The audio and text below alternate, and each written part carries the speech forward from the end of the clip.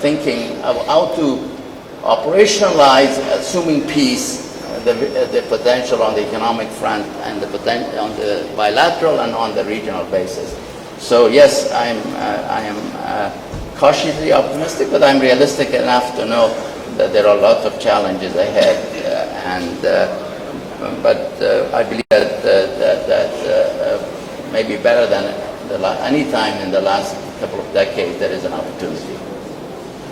And I wonder, Filippo Grandi, the man who has the job that the Secretary General previously had, as he mentioned, in the absence of peace, Ambassador Khalilzad had mentioned also that war is raging and people maybe don't realize just how bad the situation is. Maybe it's not in the media as often as it should be, and that's a fair point. Is the refugee crisis underestimated as well, and the scale of it when it comes to Afghan refugees? Well, I don't know if it is underestimated. Certainly, it is not underestimated here, where Pakistan is now observing the 40th anniversary of a very heavy-duty hospitality. But I wanted to make a comment from another angle. I was listening to the various speakers before me. You know, UNHCR, as the Secretary General knows very well, as everybody knows very well, has really been with the Afghan refugees throughout these 40 years. There's very few other populations with whom we have been so closely associated as an institution. And therefore, I think we know this population well. And if you go back to the history of this long exile, you have two significant moments. One is 1992, after the withdrawal of the Soviet troops from Afghanistan, massive, relatively large return of refugees to Afghanistan was not sustained. Country went into civil war. In fact, I remember as a very young field officer serving in Jalalabad, people were coming in this direction. We had to assist them on the way. That was the early 90s. Then there was the early part of the next decade, 2002, after the Taliban war.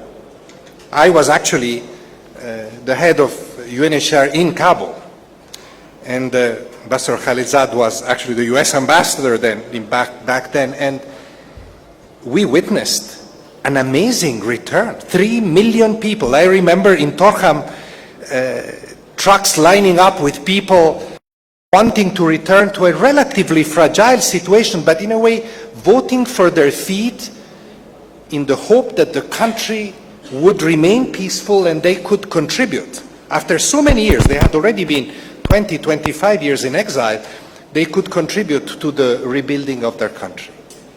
Now, I hope that the patient will live, and that with the support of everybody, but especially with the engagement of the Afghans, because this is their process in the end, this process will be successful. The peace patients will live. And then this may, once again, trigger a movement of people going back. I do believe that, 2 times, 3 times, people become more cautious, more time goes by, it's more difficult. But I do believe that we may be surprised by, again, another drive to repatriation. But we can't disappoint the Afghans once again. I can't think of any other refugee population in the world, other than perhaps the Palestinians, that have been more betrayed by history than the Afghans. And I think we cannot betray them once again. If the peace movement progresses, then as all the speakers have said, we need to build on the heels of it a real peace and not let go, because otherwise it will not be sustainable, and then, frankly, it will be too late to try it once again. So we have a chance here that I think is important, and I hope that everybody, in particular, if I may say, the Afghan parties, are the ones to live up to this responsibility to their own people. We cannot disappoint them.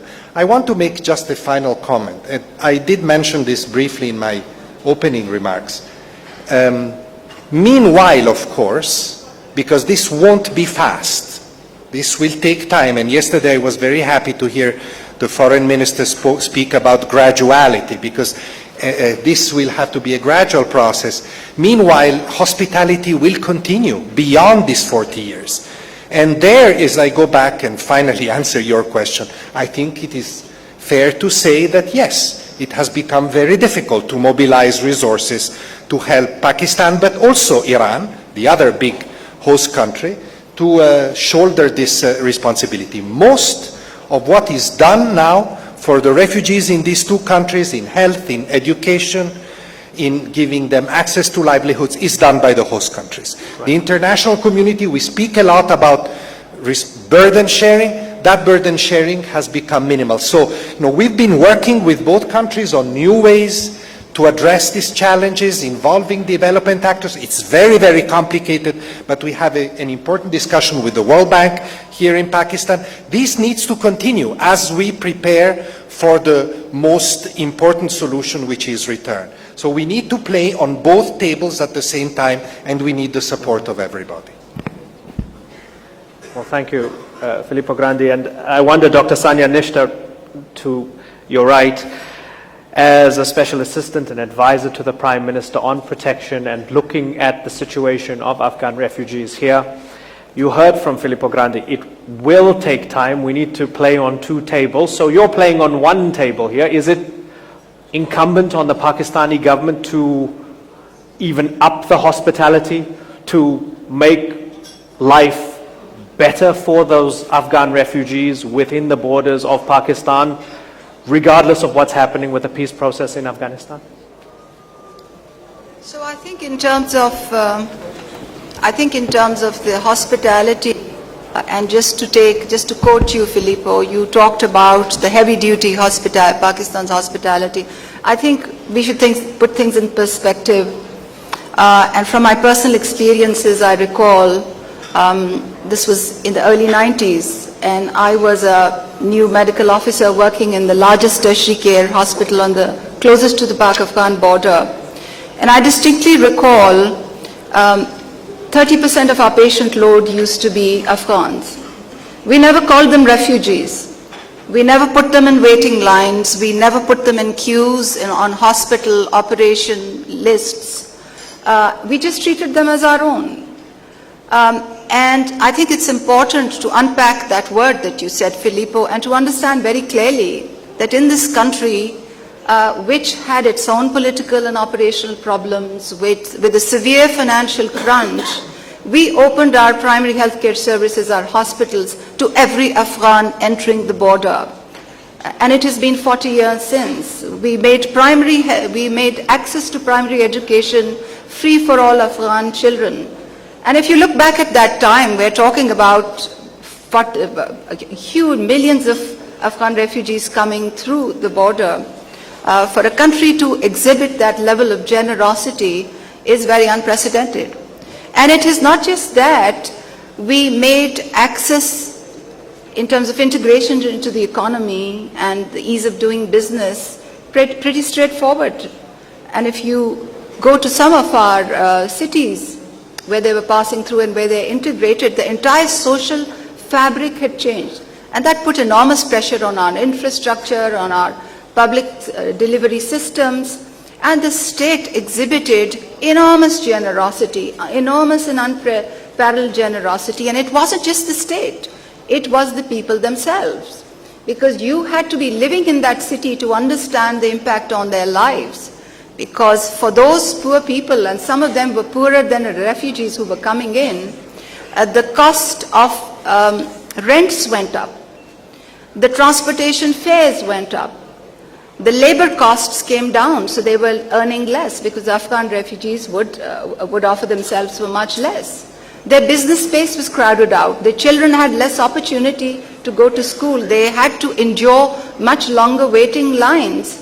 And as I said, these were very poor people who opened their houses and their homes and their the hospitality was truly unprecedented, and not even once during the course of those decades did I ever hear any statement that reflected a xenophobic attitude, unfortunately, which was exhibited during recent waves of migration. So I think as a starting point, we should recall, and Secretary General was very generous in, in acknowledging Pakistan's contributions this morning when he so eloquently spoke. So I think that there's that dimension of hospitality before we talk about now and what we can do that we need to put in perspective.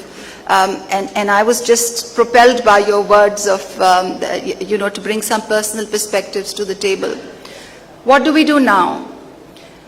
And I think that there is also a tremendous opportunity for us to assist, but in a slightly different way, because we're talking about repatriation, we're talking about them going, but there has to be the pull factor there. They have to go back to something that's worthwhile. And I completely hear you, and I completely, because the word of peace is resonating loud. So peace brings investments coupled with the government's ability to accrue benefits equitably will create the job opportunities, and that will make it worthwhile for the Afghans on our side of the border to go back, and that's accepted. But what is it that you can catalyze for the bottom of the pyramid? And that's where the Pakistani experience these days can come into play quite significantly. Because our Prime Minister has a signature initiative called ESAS. ESAS means compassion, and ESAS is a whole-of-government initiative to embed welfare into the mandate of all ministries. It's a social protection initiative. It's got allied livelihoods and jobs creation initiatives for the bottom of the pyramid, to develop human capital, which we know is so fundamentally important for countries to progress in the economies of the future. And over the last 1 year, we've recognized some strategic approaches that you can adopt to catalyze the economy at the bottom of the pyramid. We're very happy to share those experiences with our colleagues across the border. For example, we've realized that by accelerating and expanding the cash transfer program, you can increase people's purchasing power, and that helps small businesses. For instance, we have come to believe that with some of the experiences that we've had with graduating individuals out of poverty, with some of the randomized controlled trials that we've conducted over the last couple of years, and the evidence that has shaped our policy around the graduation of very poor individuals at the base of the pyramid, we've come to understand how to combine asset transfers with interest-free loans with skill building. And we're in the midst of some massive interventions that we're rolling out. In fact, this Thursday, the Prime Minister is going to a very remote village to inaugurate an asset transfer program, which is built on the evidence from a randomized controlled trial, a very large program that we're upscaling. So these are the two pillars that we think are very catalytic for, for inclusive economic opportunities at the base of the pyramid. There are others that we have deployed at scale. For instance, the combination of financial and digital inclusion and what it does for economies at the base of the pyramid. But then with our own experience, we also understand that this is a very complicated business. It's about connectivity, it's about access to handsets, it's about telecom policy, it's about creative content creation. It's about a whole new paradigm of education. And then another important piece of what we're doing for these bottom of pyramid economies is our new initiative on rural value chain building, where an expert group is accelerated its work to develop a new policy framework where we will actually create the incentives for private sector to invest in these small enterprises, which sets in a multi-sectoral, coordinated fashion, very much in line with the spirit of the Sustainable Development Goals, very much leveraging the potential and outreach of the private actors that is currently ongoing with various strands and streams. And of course, we have a partners forum where we have all the development partners engage with us to bring to the table where their comparative advantages.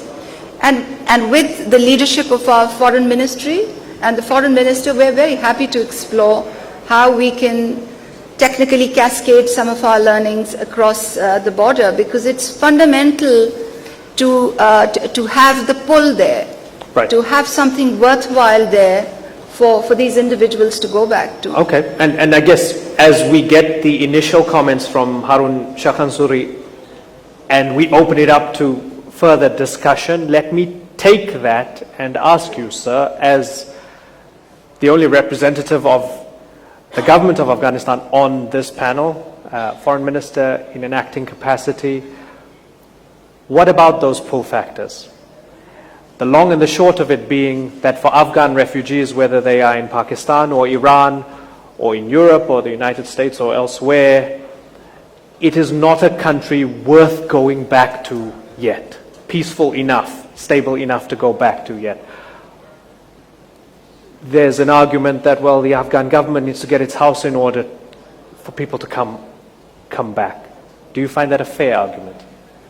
Thank you. First of all, I'd like to if you thank, as a grateful nation, thanks to the government of Pakistan for the hospitality in the last 40 years, and also thank the UN agencies for supporting our refugees here. I think every single Afghan who lived in Pakistan and also in Iran will never forget the hospitality that we have received in these two countries, especially in Pakistan, majority of us here, and we'll be grateful forever for that. I think we are in a very important juncture of the history. We have two things that we are discussing now. One is peace, and now on this occasion we are discussing the return of our refugees back to our homeland. The challenge that Mr. Filippo has mentioned rightly was we never got these two things right in the past. So we don't need to repeat the history again. Our proposal is that we should get our acts together and we should get these two issues right this time. Therefore, our proposal is that, and this has been discussed with officials of Islamic Republic of Pakistan as well, 2 years ago when ex-Prime Minister Hakan Abbasi visited Kabul and also in different occasions. We do want our refugees to repatriate to Afghanistan back, gradual, and that's what we agreed as well. And for that, we are proposing we should work together. The two governments, Pakistan and Afghanistan, we should work together to have a comprehensive, gradual program for the repatriation of the refugees, which will, of course, consider the pull factors as well, and I'll come to the pull factors in a moment as well, which will discuss every and each single detail, and then we would like to propose that program to be supported by international agencies like UN. I think that's the only viable solution, because if we are talking in silos and we have our own plans in different organizations or countries, and we are not involving the two countries who are the host country and the refugee country in the population here, we will not have a sustainable approach to this, and I'm afraid that we will be repeating the history again. We are thankful for the support that we have received from the Pakistani side as well, and thankful to Foreign Minister Qureshi mentioning it again that they are supportive. This is exactly what we want. We want Pakistan to be our partner in peace process. Without Pakistan being our neighbor and hosting us for 40 years, I think peace may not be possible. So there might be a lot of difficult topics that we may need to discuss between the two countries. And that should never be considered as a blame game. I think there are issues, difficult topics, and discussions that we need to take place in order to put an end to the 40 years of crisis also in Pakistan that you mentioned, and also the at least 4 decades of war in Afghanistan. The peace in Afghanistan has no loser. It's a win-win for everyone. It's a win of course, for all Afghans first. It's a win situation and winning thing for the region itself. In the last 5 years, the Afghan government has been championing the regional connectivity. We are connected back to Central Asia, and we are offering a lot of connectivity in the part of the region as well. And the urban development plans, the pull factors comes there. The urban development plans are in place. We are going to invest heavily in our irrigation system now, in water management. We are going to have 1.5 million hectares of land newly under irrigation, ready for agriculture. We have been having a lot of refugees returning in the last 3 years as well. As the process never stopped. The reason why we didn't have a lot of problems is because of our irrigation is developing now, and we had at least 2.5% increase in our irrigation products as well. And the mining sector of Afghanistan is now open as well for investment. So the discussion that we are proposing with Pakistan together to discuss the refugee issue and create the pull factor requires international support, and we should invest in things which will create economic opportunities and employment generation in Afghanistan. So there is incentives for Afghans to return and they will have a job.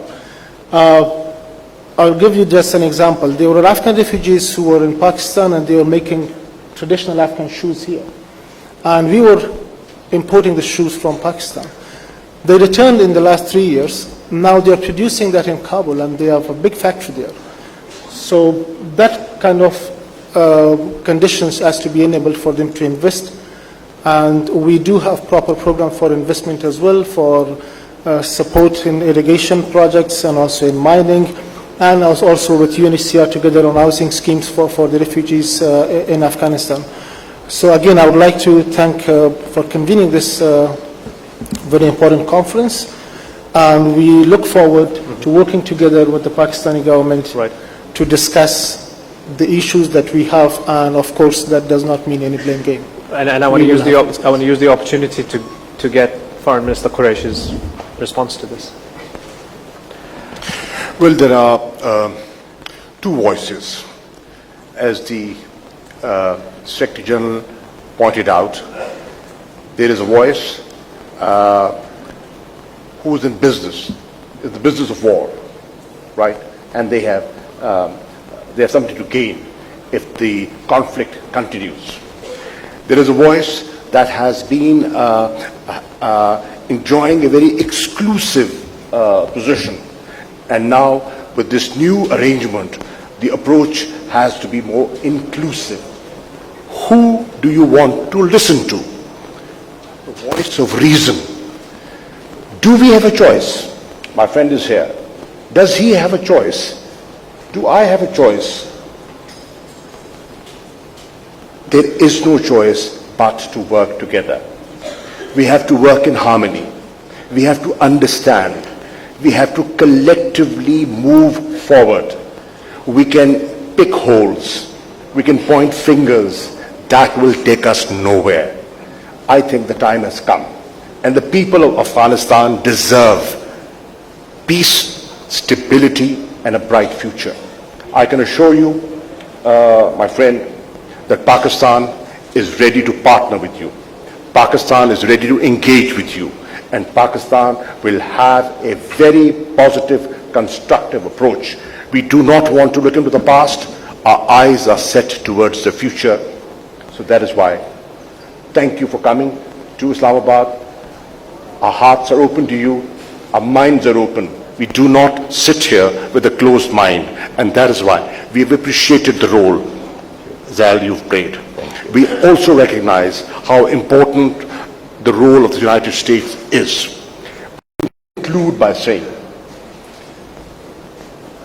I think the Afghans, the people of Afghanistan, they're sick of war. They want peace. There could be an element that thinks differently, a minority. But the overwhelming majority of the people of Afghanistan are sick of fighting. They want peace.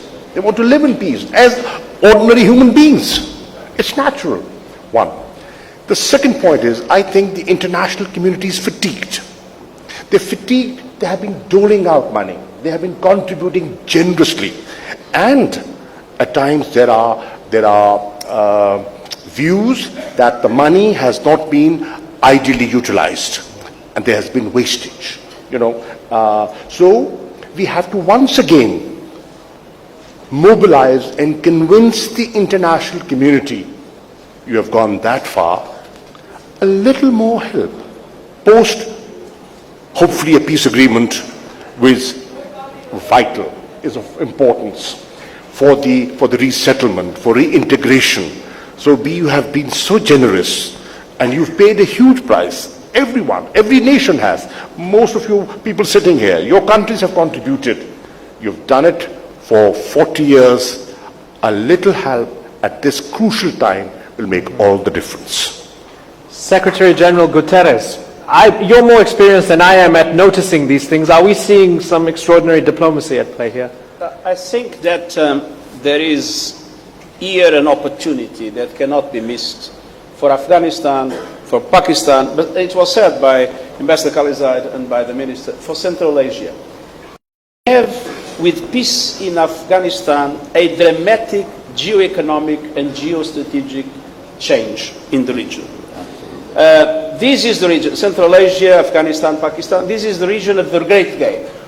The Russian Empire and the competing. And where was the center of that competition? Afghanistan. Then the second great game with the Soviet invasion and the East-West conflict of the time. I mean, communist world versus... Where was the center of that great game? Afghanistan. Now there is a chance of a third great game, but not a game with foreign empires disputing and making victims of the countries of the region, a game that can bring together Central Asia, Afghanistan and Pakistan and create fantastic opportunities. Central Asian countries are landlocked. What is their natural way to the sea? Through Afghanistan and Pakistan. Where did invasions come to Pakistan? Through Afghanistan from Central Asia. This is history. And history always repeats itself. So there is a chance here to create a zone of prosperity and enormous opportunities of development for Central Asia, for Afghanistan and for Pakistan. And this is an opportunity that cannot be missed. And it will facilitate the return of refugees because these opportunities will generate economic development, will generate new corridors, will generate new traffics, new trade, new industrial opportunities. So I think that this is the way for this region not to be anymore the playground of big powers, but to be the protagonists of their own development. Ambassador Khalilzad, is the United States leaving the playground? Is it saying we're cutting a deal with the Taliban and then we're off and you guys can deal with the rest? No, we're not. First, I want to endorse the very eloquent way that the Secretary General explained the opportunity. I think this is maybe a unique moment, and it will take not only a vision but a real strategy, real plans to deliver on them. And Pakistan, given its size, has a unique role to play. But with regard to the United States, yes, we want to reduce the burden. There is no question about that. 18 years is a long time. A lot of resources have been spent. Lives have been lost. But we would like to leave a good legacy behind in Afghanistan. That in terms of security, I've already mentioned what we're looking for, but we want to remain very much engaged and support Afghanistan. And I also believe that another opportunity that I did not refer to earlier is that the kind of vision that the Secretary General explains so eloquently also will help our relations with Pakistan. We want to have a much better relationship with Pakistan. With the war ending in Afghanistan, with focus on regional development, economic development, governance, rule of law, human rights, balanced development, our relation with Pakistan also will improve significantly.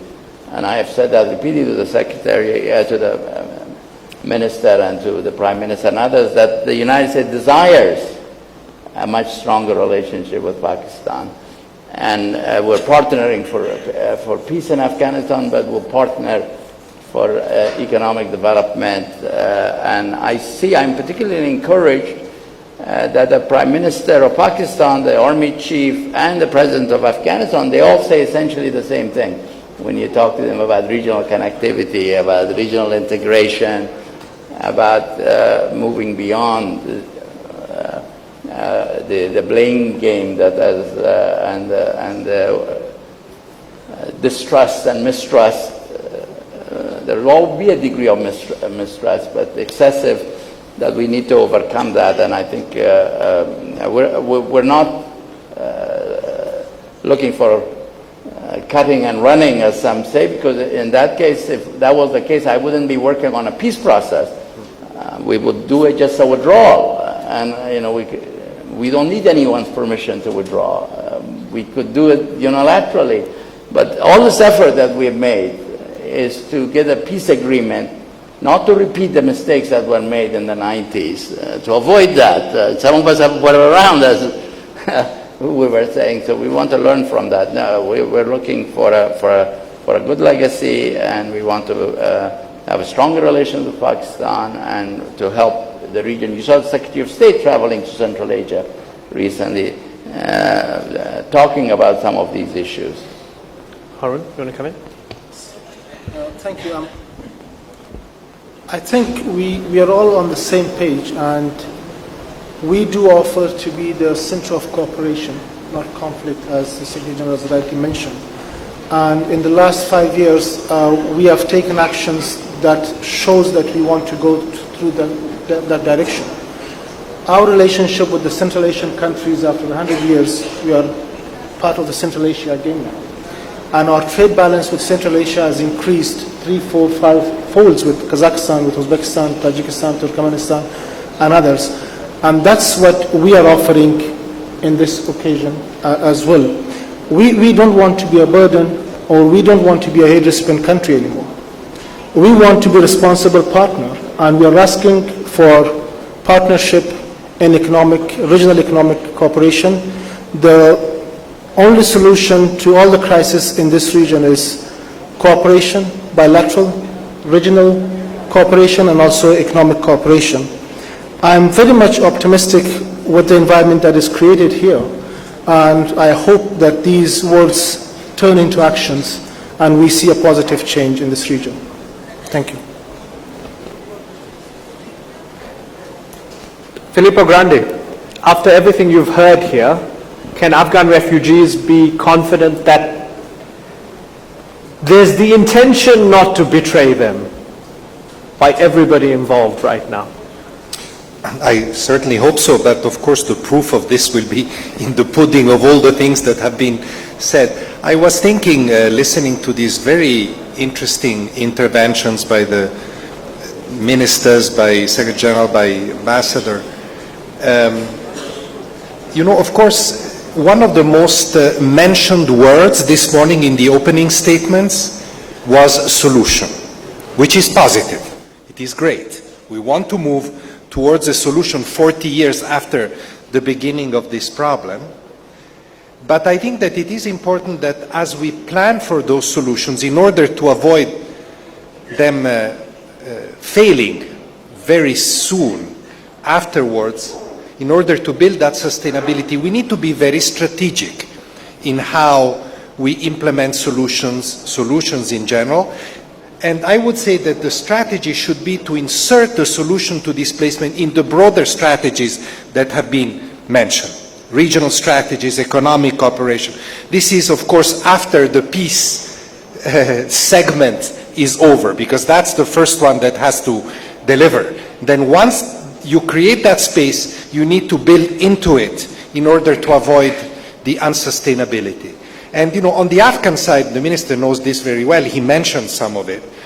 There are some very important foundations already built.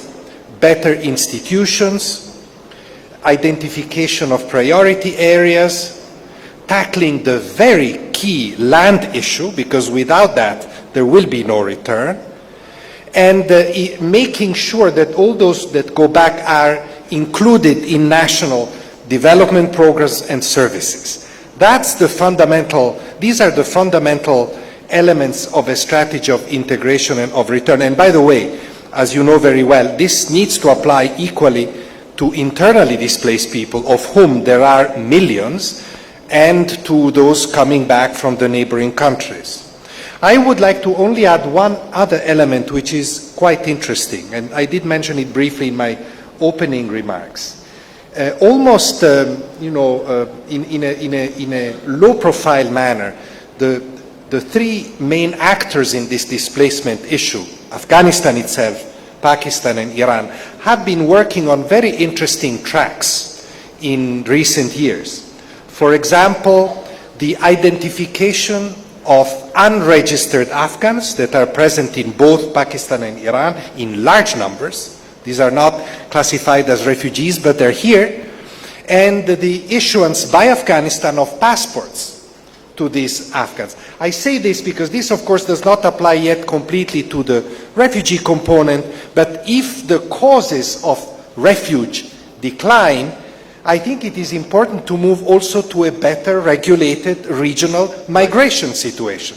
Migration will continue to be indispensable to Afghanistan. Remittances will continue to be important. But it's important that eventually it moves from a protection framework, a refugee framework, to a migration framework. We're not yet there, but there are already the elements, and if we think of strategic directions, this should be one of them. Right, and it brings me to a question for Dr. Sanya Nishtar, because as the process of absorbing people, integrating them, making life better for them continues, there are fears from human rights groups and from Afghan refugees who have been interviewed that when you formalize their stay, when you want to identify them and so on, there's this fear that you're going to give me an ID or register me only to force me back. Address that fear for me, because it's something that's brought up periodically by human rights groups, that when you identify formally refugees, one of the side effects of that, or it could be used in order to forcefully push them back home when they don't want to or they feel they're not ready to go back home. Well, I think those fears have to be allayed because we're not living in biblical times. In order to be entitled to any kind of social security benefits or any benefits from the state, or in order to operate in an economy, you need an identity. So if the Pakistani government is bending backwards and stretching its own system to provide that service to the Afghan nationals, which can subsequently be shared back with the sovereign country for them to use, it should only be seen. As easing their constraints. I think we need a dedicated campaign around this, because I circle back to that, to the same point. Of course, this is about peace and trade and regional trade and integration and the rest of it. But at the end of the day, it is also about people. It's about that 4-year-old girl who's been excluded from school, and it's about that 30-year-old mother-to-be who's entitled to have a delivery with a skilled birth attendant. And it's about that informal worker who should be in the formal system. And unless we are going to look at it from a people-centered lens, we're not going to solve the problem. I mean, hearing you all speak reminded me of the Maslow's hierarchy of needs. Yeah. I completely understand that at the base of it is security. So unless there's peace and unless people are secure, they're not going to go back. We've had many failed attempts of international agencies paying them stipends, them crossing the border and coming back again because they haven't felt safe. So peace certainly is a starting point, because we know that that's at the base of the Maslow's hierarchy of needs. On top of it is just food and shelter, and on top of it is economic livelihoods and respect and opportunity. And what I'm sharing with you is that there are ways to galvanize economies at the base of the pyramid. There are evidence-driven solutions which could be deployed. And I think that the international community needs to get out of that mode of thinking about this protracted refugee situation from a humanitarian lens. Mm-hmm. If we have to look at it from a solutions lens, then we have to look at the 21st century solutions that can really help you jumpstart. I mean, there's digital, and there's technology, and there's connectivity, and then there's this huge wild world of opportunity that it opens for you. I mean, in Africa, the Secretary General will bear me out, we are seeing that countries are going straight to 4G and 5G. Mm-hmm. They are really leapfrogging to a very different era, where solutions in terms of public service delivery, in terms of access to health and education, in terms of so many other things cascade into their mobile phone stacks automatically. If governments invest in connectivity, in reducing the costs of handsets, a few other strategic things will not just galvanize the economy, but will also benefit welfare in a variety of different ways. We need to think about these solutions with a very different lens. For decades, I've heard about Afghans and them as being part of a very big political theater, and that has to change. Right. We need to think of them as people, and we need to deploy the 21st century solutions which the market knows how to deploy. This is no rocket science. It just requires a new way of thinking. And it's been a privilege and a pleasure just facilitating this discussion as all these ideas come together and we wrestle with these ideas. I'm going to keep to time so there's no knock-on effect and we don't delay every other session for the coming 2 days. However, I'm going to ask the Secretary General, sir, for you to just to wrap us up, to give a direct message to Afghan people displaced from their country. The message now must be a message of hope. I think that conditions are met for peace to be possible. It's the obligation of political leaders of Afghanistan to do everything for this peace that is possible to become a reality.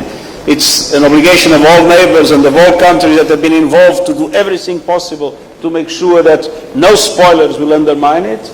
And then, based on peace, to have Afghanistan as the center of a region that is a region that has an enormous potential of economic growth, and then provide for the refugees enormous opportunities, not only to go back, but to go back to a country with a future of peace, prosperity, in the respect of human rights. Ladies and gentlemen, it's been an honor and a pleasure. Thank you very much.